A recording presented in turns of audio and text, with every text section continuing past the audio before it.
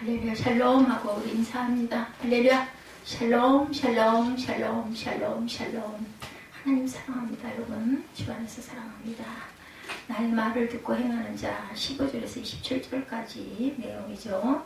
26절에 보면 나의 말을 듣고 행하지 아니하는 자는 그 집을 모래에 지은 어리석은 사람 같으니 비가 내리고 창수가 나고 바람이 불어 그 집에 부딪히되 무너짐이 심하니라. 예수께서 이 말씀을 마치심에 무리들이 그의 가르치심에 놀라니 이는 그 가르치시는 것이 거 있는 자와 같고 서기관과 같지 아니하더라. 이렇게 말씀하고 있어요.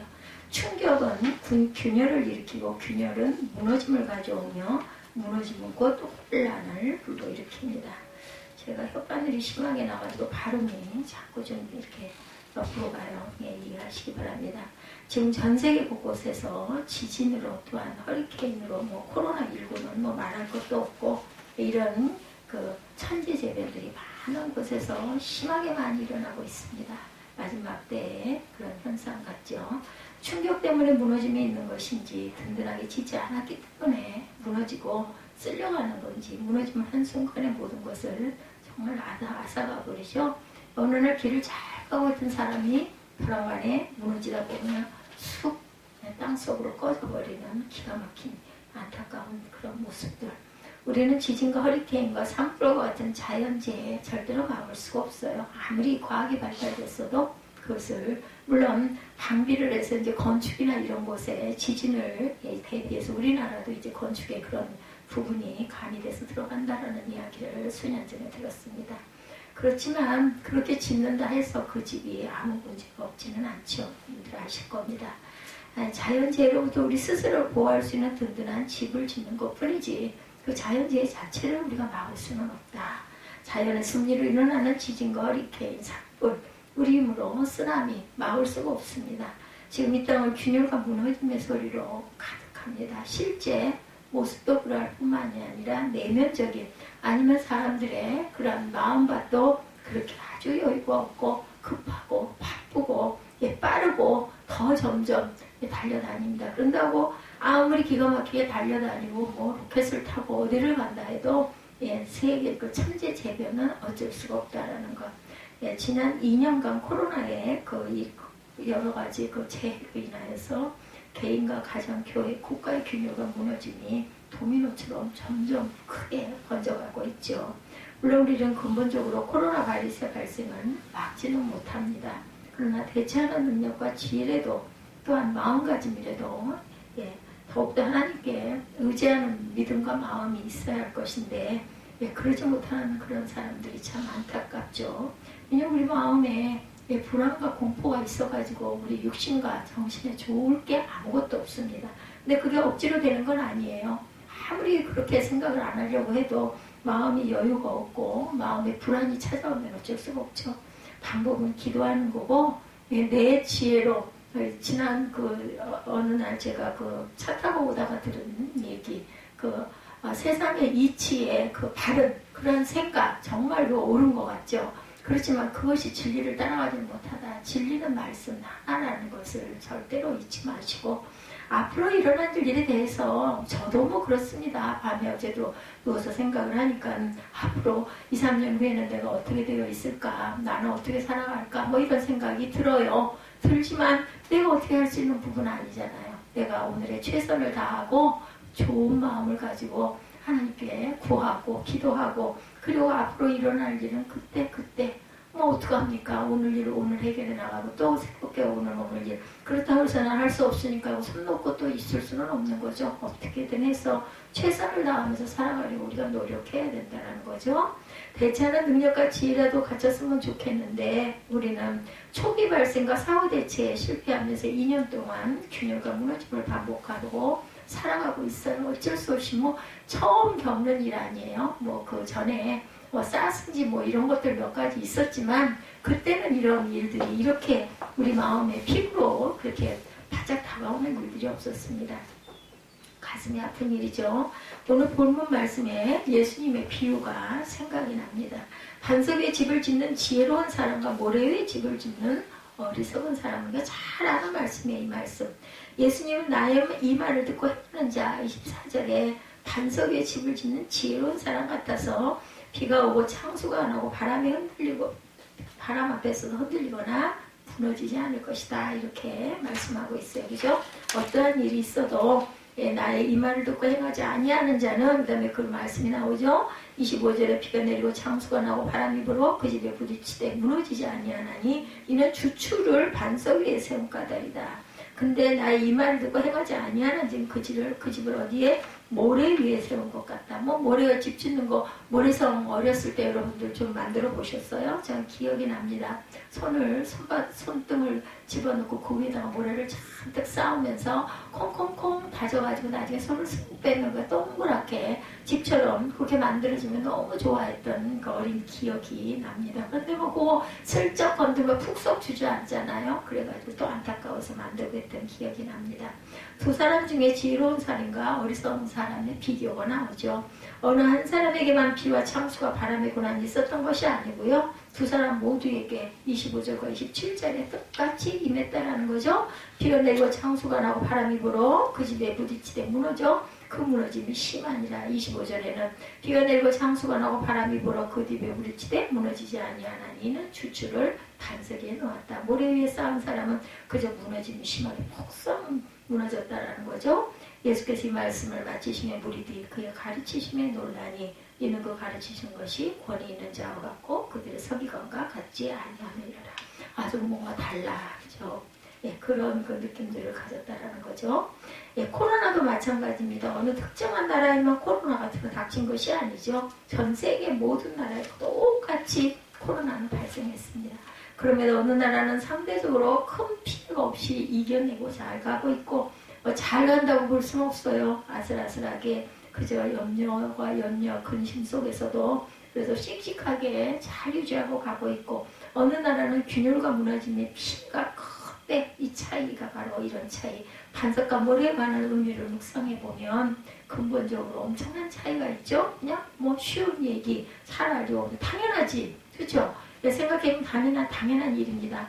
반석은 돌의 뿌리가 땅속에 깊이 박혀 있어서 흔들리지 않기 때문에 기둥의 주추를 반석과 연결해서 세우기만 하면 집은 약할 줄 몰라도 집을 지탱하는 반석이 강하기에 흔들리지는 않는다. 그 위에 이제 뭐 돌로 짓느냐, 나무로 짓느냐, 뭐 벽돌로 짓느냐, 아니면 또 뭐 요즘에 그 뭐 이상한 그 나무 얇은 나무들로 조립식까지 짓는 그런 경우도 있죠.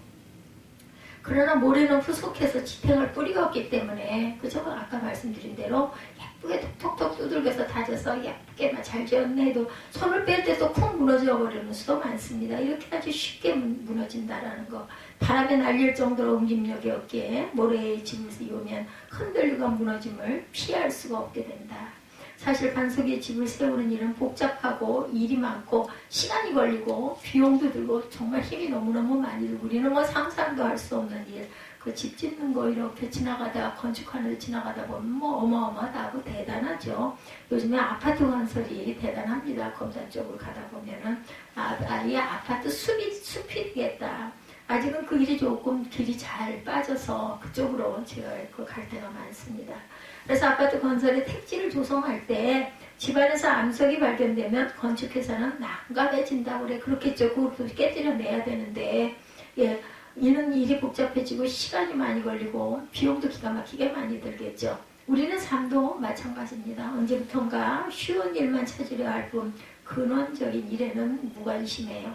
그래서 빨리빨리만 강조했고 복잡하고 어려운 일에는 관심을 갖지 않았는데, 어른들은 성실함과 부지런함보다는 주식 투자, 부동산 투기로 대박을 꿈꿉니다. 그렇게 해가지고 뭐 아파트들을 청약받아가지고 들어가면 뭐 아파트 값이 쑥쑥 올라가니까 금방 10억이 된다고 하죠. 그러니 어떻게 일생을 돈을 벌어서 10억을 벌겠느냐는 겁니다. 일반인들이. 학생들은 기초학문을 공부하고 연구하기보다는 실용학문에 관심을 많이 두게 되죠. 쉽게 취업이 되는 학과에 치중하고, 교회 또한 기도하고 말씀을 공부하는 신앙보다는 행사 위주의 신앙들이 많이 있습니다. 그게 나쁜 건 아니에요. 그렇게 하면서 사람도 많이 모이게 하고, 그렇게 해서 또 예배를 드리면서 은혜를 끼쳐서 거기서 귀한 알곡을 건지기 위해서 또한 구원을 받게 하기 위해서 이런 행사들을 많이 하는데 그게 중점이 하다 보면 될 수가 있기 때문에 조심해야 된다라는 거죠. 주가가 떨어지고 삶이 힘들고 취업이 안 되고 심리적으로 절망하고 신앙생활에 재미가 없으면 신앙까지 포기하는 일들 뭐 하나님이 어떻게 한 게 아닌데 뭐야 나는 이렇게 예배드리고 이렇게 섬기기도 하고 봉사도 했는데 뭐 아무것도 좋아지는 게 없네. 당장 눈에 보이는 게 달콤한 게 없다 보면 이런 생각을 하게 되죠. 그 연단과 훈련 속에서 우리를 자라게 하시려는 하나님의 귀하신 뜻을 생각하기보다는 이런 게 없이 좀 편안하게 그저 잘 나갔으면 좋겠는데 이런 생각이 우리 마음 안에 다 있습니다. 누구에게나. 그동안 우리는 삶과 신앙의 기초를 반석에 깊이 세우려 하기보다는 모래 위에 세우려 했기 때문에 코로나의 광풍하면서 휘청임과 균열과 무너짐을 겪게 되고 말았다는 것. 대처할 어떤 아무런 그 기초 상식도 없었어요. 그죠? 물론 모래 위에 집을 짓는 일은 쉽습니다. 기초를 파는 일도 뭐 거의 없고 시간이나 비용도 들지 않습니다. 그래서 우리는 반석보다 모래를 더 선호하는지도 모르겠어요. 그래서 건축을 잘못해가지고 나중에 아파트 같은 게 막 무너지고 오잖아. 언젠가 어디에서도 또 아파트가 무너졌다는 이야기를 들었습니다. 이거는 기초공사를 제대로 안 하고 건축하는 분들이 정말 건강한 양심을 갖고 하지 않았기 때문이죠. 우리는 삶의 환경이 늘 안정되고 변화 없이 고요하면 모래 위에 집을 짓는 것도 어떻게 보면 괜찮은 방법일 수가 있어요. 그럼 문제는 비와 찬수와 바람이 언제 일어날지 모른다는 거예요. 가끔 지나가다 보면 그죠? 조립식으로 해가지고 이렇게 아주 약하게 근데 아주 뭐라 그래요? 단정하기는 하고 또 뭐랄까 선이 가늘어서 저는 또 예쁘게 보일 때도 있기는 합니다. 그런데 튼튼한 벽돌로 지은 그러한 건물 같을 수는 없습니다. 우리가 비와 창수와 바람의 환란에 대비를 하려니까 힘이 들어도 시간이 걸려도 돈이 많이 들어도 반석 위에 집을 세우는 것이지 환란이 없다면 반석과 모래는 큰 차이가 없을 수도 있다는 것. 오히려 반석 위에 집을 짓는 사람이 손해를 번다고 너무나 느리고 미련한 방법이라고 비교하다 보면 생각을 할 수도 있겠죠. 겉모습은 뭐 아주 번지르르하니 예쁘니까 아니 저렇게 해도 되는 걸 왜 이 고생을 해야 돼 이런 생각할 수 있습니다. 우리의 신앙은 마찬가지입니다. 하나님의 심판이 없다면 그때 우리의 말씀의 반석 위에 우리의 영적인 기초를 놓고 그리고 기도와 헌신으로 영적인 기둥을 세우고 사랑과 봉사로 교회를 지키려 하겠는가 말입니다. 어떤 때는 모래 위에 집을 짓는 세상 사람들이 우리보다 더 인생을 재미있게 편하게 그죠? 안락하게 잘 살아가는 것처럼 여겨질 때도 많이 있습니다. 중요한 것은 비와 창수와 바람과 같은 하나님의 심판은 반드시 온다는 사실이에요. 많은 사람이 죽잖아요. 지금 그 중에 내가 삐끼지 말라는 법이 없습니다. 뭐 죽으면 죽지 뭐 이렇지만 그죠? 그런 얘기가 있죠. 내가 너무 바쁘고 너무 공고하다는 것은 내가 할 일이 있다는 것이기 때문에 할 일이 끝나기 전에는 하나님께서는 절대로 나를 데려가지 않으신다라는 믿음을 가지고 열심히 오늘의 최선을 다하는 방법이 최고가 아닐까. 근데 공부합니다. 엄청 공부해서 때로는 아이고 그냥 좀 이것 좀 전 요즘에 왜 이렇게 눕는 게 좋은지 모르겠어요. 그냥 몸이 그만큼 약해졌다라는 거죠. 아주 누우면 너무너무 좋아요. 너무 좋고 그냥 그렇게 그냥 있고 싶은데 할 거는 자꾸 생각이 나고 일어나야죠. 근데 아마 그 힘이 다 진해지면 일어나는 거 포기할 거구나라는 생각이 들더라고요. 여러분들 젊음이 정말 귀하고 값진 것입니다. 저 그런 걸 잘 몰랐어요. 나이가 들어도 젊음이처럼 살 수 있는데 뭐 허리가 조금 좀 굽어진들 내 마음과 내 정신이 이렇게 건강하고 하고자 하는 일 있고 열심히 할 수 있는데 왜 나이가 좀 든 게 뭐가 문제냐 했는데 그렇지 않더라고요. 어쩔 수가 없어요. 나이도 어쩔 수 없고 젊음이 간 것을 인정을 해야 됩니다. 그냥 나이가 들어서 활동 반경이 좁아지고 일할 수 있는 그 영역이 좁아지면 좁아지는 대로 맞습니다. 최선을 다해서 뭐 조금 줄여야죠. 어떡하겠어요. 아직도 제가 그 전에 그것을 유지하려고 엄청 몸부림을 치고 노력을 하지만 아마 그 노력도 힘이 진해지면 그 다음에는 그건 포기하겠죠. 많이 줄어들었죠. 지금 교회들의 여러 가지 행사나 저희 교회뿐만이 아니라 저희 교회는 뭐 아무것도 아니지만 아마 중형교회 이런 교회들도 행사나 이런 것들이 많이 줄어들고 멈춰졌을 것입니다. 하나님의 뜻 계시, 어쩌면 하나님이 너무 번다하게 그 본질을 잃어버린 그러한 그 상태로 다가가다 보니 이런 그 여러 가지 질병이나 이런 그 환란을 통해서 그런 부분들을 좀 자제를 시키려고 이런 역사가 일어나고 있는 건 아닌가, 제가 이런 생각도 해봅니다. 어찌 알겠습니까? 하나님의 뜻이죠.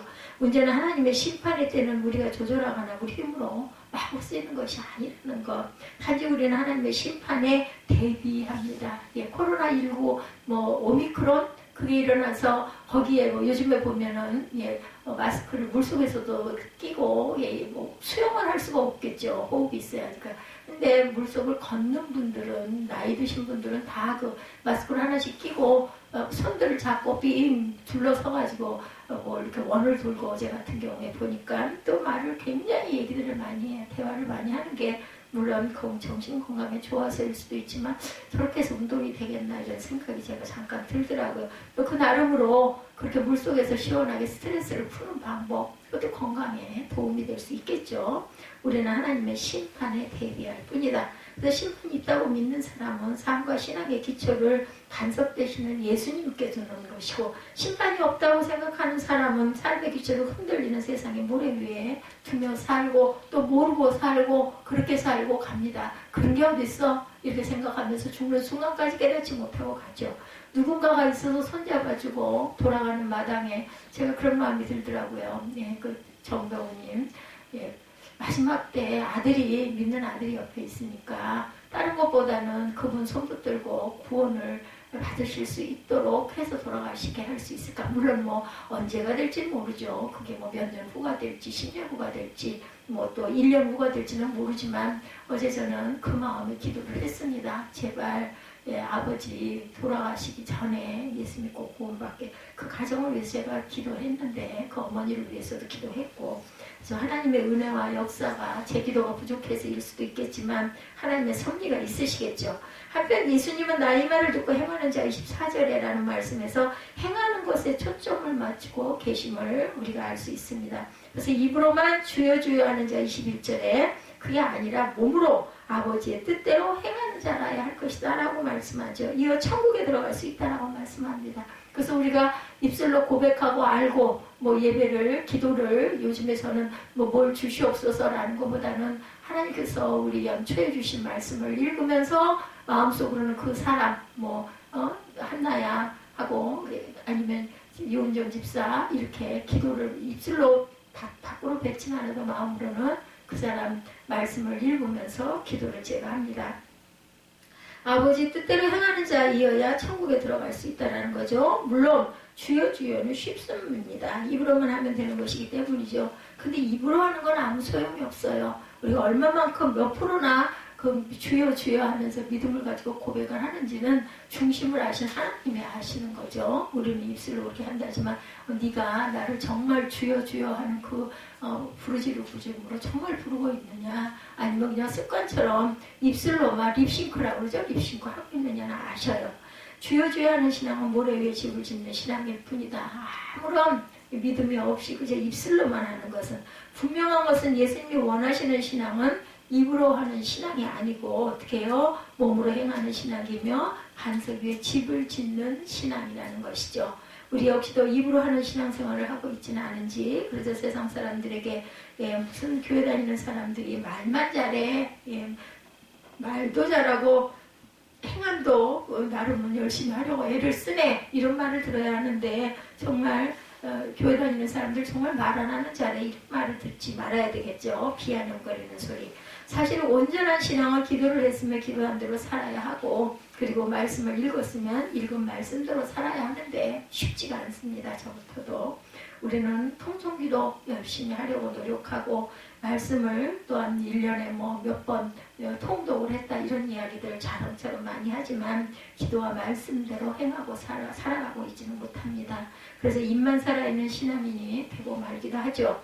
오늘날 코로나로 인해서 한국교회가 큰 위기를 맞은 것은 그동안 믿음의 뿌리를 반석이 아닌 모래 위에 두었던 것은 아닌지 극명하게 드러날 것입니다. 다들 그로 인하여 여러 가지가 제약이 있다 보면은 그저 이렇게 균열이 생기고 무너지긴 하지만 정말 뼈대가 튼튼한 교회들은 그러할지라도 교회 나오질 못하고 비대면으로 예배를 드릴지라도 여전히 하나님을 사랑하고 굳건하게 서서 뭐 가족끼리 예배를 드리고 영상을 가지고 말씀을 듣고 해도 그대로 있을 것이고, 그렇지 못한 분들은 교회 그냥 오다 가다 하신 분들은 그냥 그래요, 집에서 드리니 너무나 편하네, 헌금 안 드려서 좋으니 너무나 좋네, 이러다가 그만 그 영상 듣는 시간에 마저도 딴 짓을 하거나 딴 걸 하거나 깜빡 잊어버리거나, 한 번 깜빡 잊어버리다 보면 그 다음에도 잊어버리고 하다 보면 주의를 아주 잊어버리게 되는 이런 경우들도 많겠죠. 코로나라는 비와 창수와 바람 앞에 지탱할 힘을 갖추지 못한 채 와르르 무너져 버리는 그런 극명한 대조가 아마 있을 것입니다. 이후로 신앙생활하는 사람들은 그동안 자기들이 주의 이름으로 선지자 노릇을 했고, 주의 이름으로 귀신을 쫓아냈고, 주의 이름으로 권능을 행했다고는 하지만 예수님은 내가 너희를 도무지 알지 못한다. 23절 말씀이죠.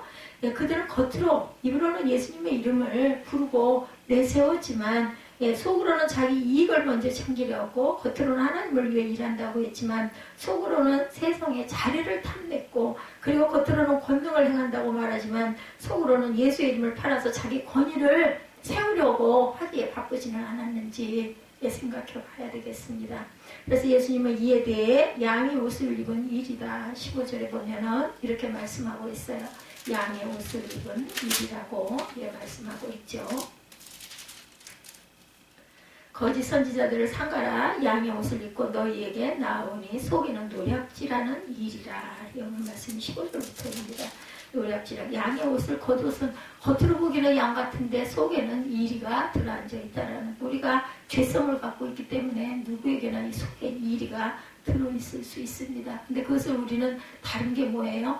저거 일이네, 아이고 내 이 생각이, 이거 잘못된 생각, 이런 마음이 드는 거죠. 얼른 떨쳐버려야 되죠. 그렇게 양의 옷을 입은 일이 노력질하는 삶이라고 생각하시는데 거기에 들지 않도록 최선을 다해야 합니다. 예수님은 우리의 겉모양이 아닌 속 심령을 바라보셔 중심을 보시는 그런 하나님이시죠. 또한 하나님께서도 내가 보는 것은 사람과 같지 아니하니 사람은 외모를 보거니와 나의 아버지는 중심을 보신다라고 말씀합니다. 사무엘상 16장 7절에도 말씀하고 있죠. 그래서 하나님께서 내가 보는 것은 사람과 같지 아니하니 사람은 외모를 보거니와 나의 아버지는 중심을 보시니라. 그럼에도 우리는 본질과 현상 사이에서 늘 갈등합니다. 본질은 속이고 품음이고 현상은 거치고 드러납니다. 현상을 더 중요하게 여기죠. 예수님 우리에게 본질에 즉 속에 치중하라고 하시지만 여전히 우리는 겉으로 보이는 현상에만 관심을 갖습니다. 이 과목을 이렇게 해서 다 떼버리고 나면 내가 월급이 내려갈 텐데, 우리 생각에 맞아요. 그렇죠. 그렇게 만들어놨기 때문에. 그렇지만 하나님께 더욱더 깊이 의지하면 하나님은 뭐라고 말씀하시고 어떻게 해주실지 생각을 해봐야 되지 않겠는가. 너무 세상에서의 내 치리, 내가 이렇게 했을 때 이건 이렇게 되고 이건 이렇게 되고 알죠. 경험을 통해서 맞는 이야기입니다. 그렇지만 그 위에 하나님이 계신다라는 것을 잊지 말아야 합니다. 눈에 보이는 성도들이 몇 명인지, 교회 재정은 얼마나 되는지, 교회 건물은 새로 지르는지, 교회 자산을 얼마나 갖고 있는지, 어느 교회에 가면은 여기에 관심들이 있어요. 저 같은 바보는 뭐 그런 거 신경도 안 쓰지만, 그것을 알고 따지는, 그래서 뭐 교회도 사업이다 이런 얘기들을 한동안 참 많이 했었죠. 이제는 그런 시대가 좀 지나가지 않았나. 코로나19를 통해서, 그죠? 생각이 듭니다. 교회의 본질은 잃어버리고, 교회 현상만을 쫓아. 그 교회 나가면 내 사업이 이렇게 연결이 되기 때문에 교회는 반드시 그 교회 나가야 돼. 이런 얘기 뭐 우리 주변에서 많이 들었죠. 뭐 나쁜 거는 아닙니다. 근데 과연 그렇게 해서 믿음 생활을 잘 할 수 있을지, 나에게 유익이 되고 뭐 연결이 잘 돼서 뭐 제품이 그쪽으로 이렇게 연결되고 해가지고 아주 흥황을 하면은 열심히 나가겠죠. 뭐 11조라는 것도 뭐 열심히 할 것이고, 근데 뭐가 조금 좀 안 돼가지고 침체가 되거나 그 끈이 떨어져 버리고 나면 어떻게 되겠어요? 또 그만두게 되겠죠. 또 어딘가를 또 찾아가게 되죠. 평생을 그렇게 여기저기를 전전하다가 자기의 하나님의 집을 온전하게 섬기지도 못하고 그냥 그렇게 끝나버리는 그러한 모래 위에 주추를 세운 그 집과 같은 그런 형상이 되어서는 안 되겠죠. 그러다 보니까 코로나의 고난 앞에서 너무도 맥없이 다들 무너졌다라는 거 다는 아닙니다. 그죠? 남은 자들은 반드시 있죠. 고난 중에 우리를 지탱케 하는 것은 눈에 보이는 현상이 아니고, 눈에 보이는 게 정말 그런 것 같으니까 다들 그렇게 돌아가기가 쉽습니다. 근데 그게 중요한 게 아니고 눈에 보이지 않는 중요한 것들이 얼마나 많습니까? 고난 중에 우리를 지탱케 하는 것은 눈에 보이는 현상이 아니라는 것.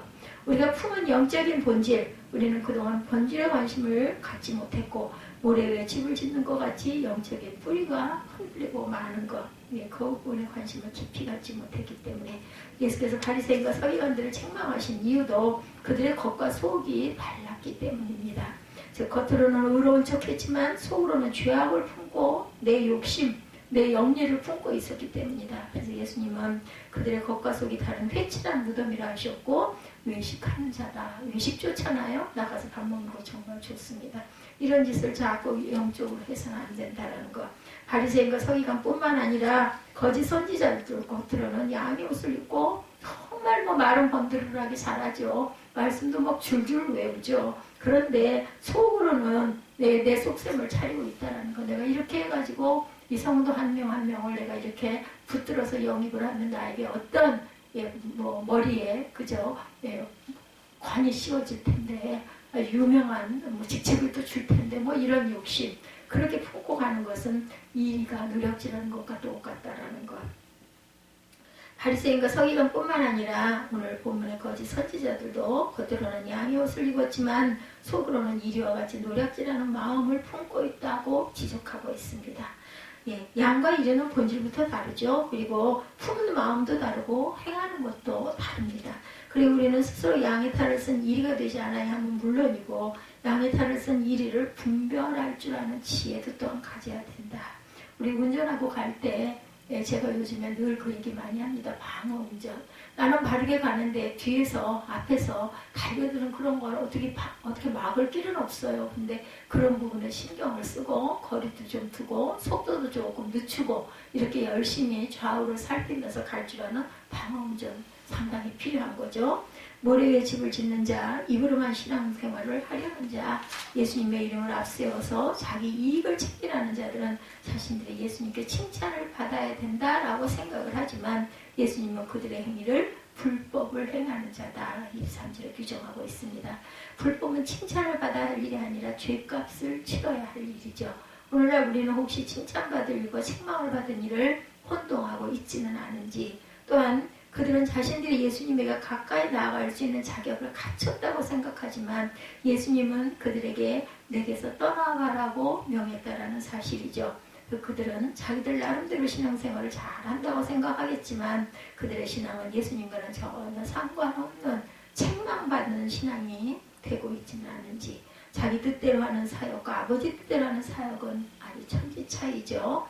나는 코로나를 기점으로 우리 신앙이 예수의 말씀을 두고 행하는 신앙으로 아버지 뜻대로 행하는 그러한 저와 여러분으로 꼭 온전하게 바로 서서 가기를 주님의 이름으로 축복합니다. 24절과 21절이죠.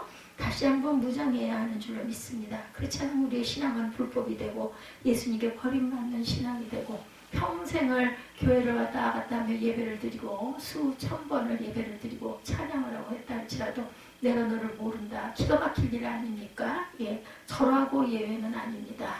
돌아봐야 되겠죠. 예수님은 좀 더 구체적으로 열매를 보면 그 나무를 알 수 있다라고 말씀하죠.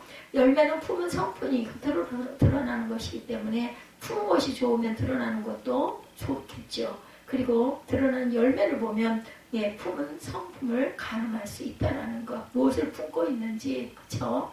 열매를 보면 압니다. 가시나무에서 어찌 포도를 딸 수 있겠으며 엉겅퀴에서 무화과를 딸 수 있겠는가. 지금 세상은 우리 믿는 사람들에게 포도를 원하고 있고 무화과 나무를 기대하고 있는데 우리가 영적인 성품이 좋지 않아서 전혀 열매를 맺지 못하고 있다면 우리의 신앙을 다시 한번 돌아봐야 하겠죠. 가시나무와 엉겅퀴는 결국 모래 위에 집을 짓는 신앙과도 같습니다. 아무런 열매를 맺지 못하고 타인에게 피해만 주고 결국에는 자기 자신도 흔들리고 무너지고 마는 그런 신앙.